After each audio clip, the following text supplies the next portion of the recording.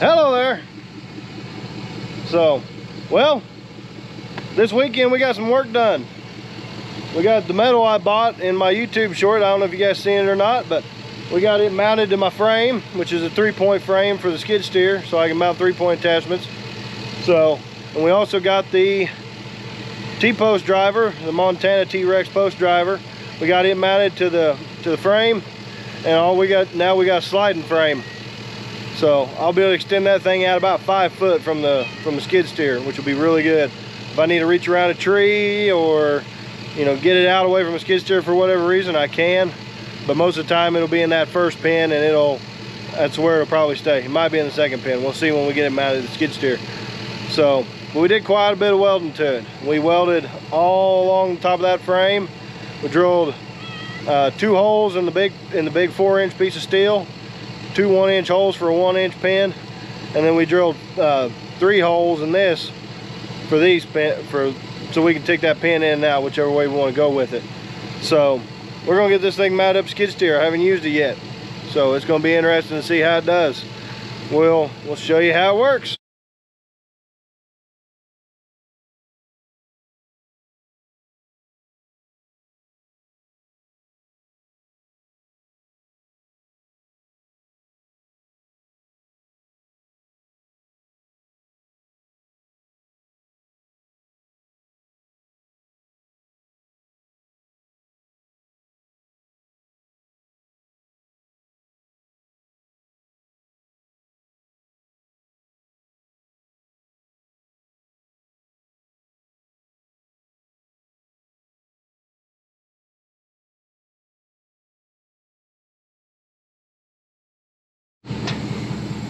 I'm gonna be King Dork.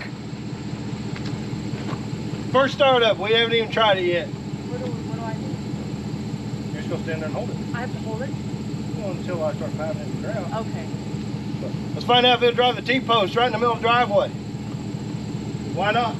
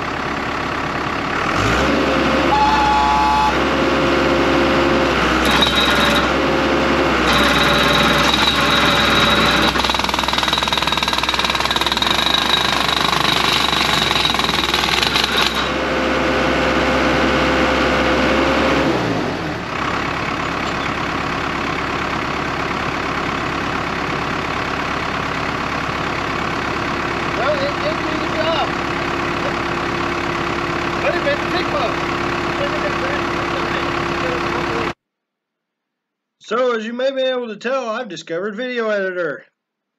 It's going to help the videos out quite a bit. But we tried out the Montana post driver. Worked pretty good. It sure drove that post in that hard ground right there. That's the driveway to the shop, and it's been a driveway for about 80 years. My grandpa used to have a machine shed down here, a 40x60, that fell in, I think, in the winter of '98. I'd have to ask Dad, but I think it was the winter of '98. The 6410 was brand new at the time when that barn fell in on top of it under heavy snow. It was actually deep enough that I didn't walk through it. My mom actually carried me down to the barn. So, but we drove that post right there. You can see it has a nice curve in it. Not ideal for building fence, but I think it was mostly operator error. First time I'd used it, so $6 mistake. We'll pull it up and we'll try again. But we'll do better the next time. Of course, you can't ask for much. That's probably the hardest ground, some of the hardest ground around. It ain't nothing but rock and just compacted dirt. So you can see the lightning there in the back. It's being charged right now with the 30 amp charger that they provided us with the truck. So the 80 amp charger is on the way. We're going to install that hopefully this week, and you'll probably see the video next week. we're gonna put in all new wiring for that charger. It's an 80 amp continuous charger. We're probably gonna put in 200, at least 200 amp wire. We're gonna run it from the box to the house and then install it. That way, if we ever end up getting another electric car, we can charge both of them at the same time. That way, we'll have plenty of power. But you'll see that video coming up before long. But Montana, I was really impressed with how this thing drove the post. It did a good job. Beat up top of the post a little bit, but someone's definitely going to have to hold the post.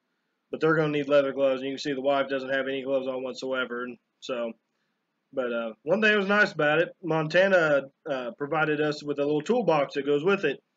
And it came with this chain with a kind of a special little hook on it. Works pretty well for pulling posts up and doing that kind of thing. And the Montana post driver actually came with 2 chain hooks on it, already installed, pre-welded on. So it does a pretty good job, and it pulls these posts up pretty good. So, but there's the wife. Isn't she cute? She's so cute.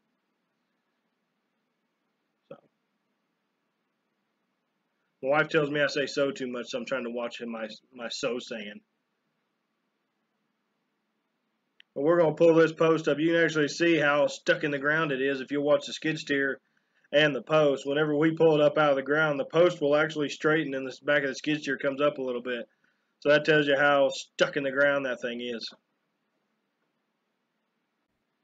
She keeps making fun of me. I was jumping and she's making fun of me.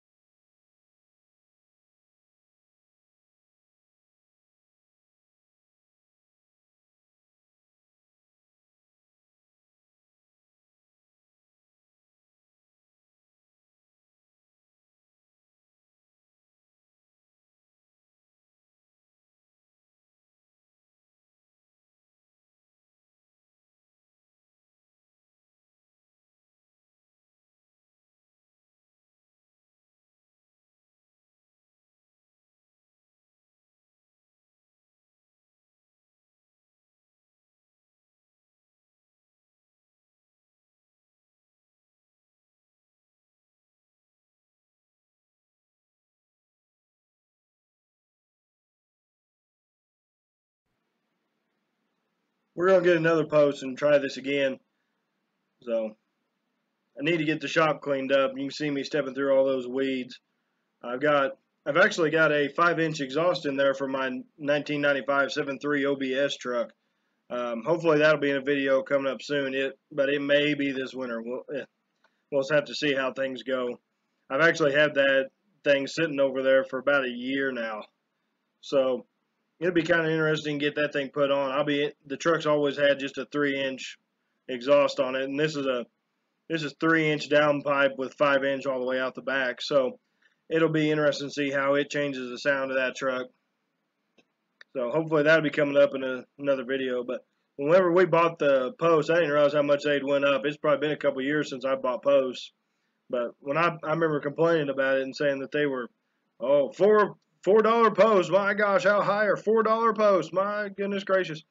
I just bought a pallet of them, 200 posts for $6 a piece. I guess $5.99, and then because I bought the whole pallet, I saved 5 cents a post. So every post I use is $6 pretty much. And this post we drive a lot better. It's not true straight up and down, but we're just trying it out, so it doesn't really matter. But we're definitely going to have someone holding it with gloves, because otherwise it won't hold still, which I'm not surprised. But the wife didn't want to be around it too much. She didn't know what it was going to do and didn't have any gloves on, so she wasn't going to hurt her hands doing it. But it drives that post right in the ground. So It's got a little bit of a curve in it, but not too bad. It'd still be usable. So we'll have to end up using it in a fence repair somewhere. Well, a little bit bent. So if I wasn't driving around the middle of the driveway, it's gonna be a little bit of operator stuff. I wonder if I can get a smaller thing.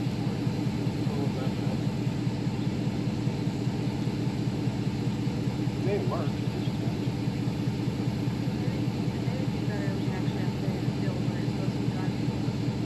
Yeah, instead of the middle of the driveway.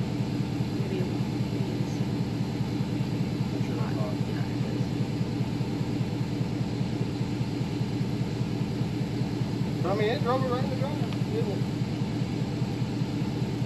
I mean, it don't get much harder than right there. I mean, it's at 50, oh no, more than that. 50s would just be the 80s. Then, when my grandpa had that 40 by 60 machine shed down here, and this was the driveway to it, but it's been 80 years. I bet machinery's been driving through here for 80 years. I bet it has. I bet it's been driving through here for 80 years.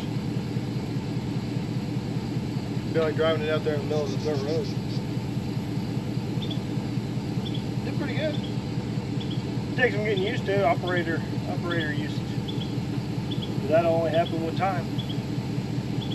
It's just slightly bent for my second time. If I wasn't driving around the middle of the driveway, I'd assume we probably wouldn't be up and close so bad either.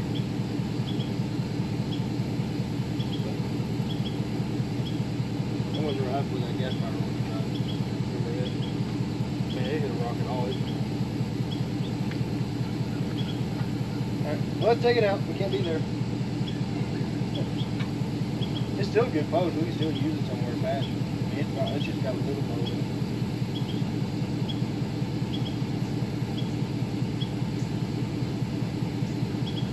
You know how to use wood now? Would you like me to show you? You have to focus it cells. Yeah. You gotta go sideways. Yeah, I know that. So I'll cut.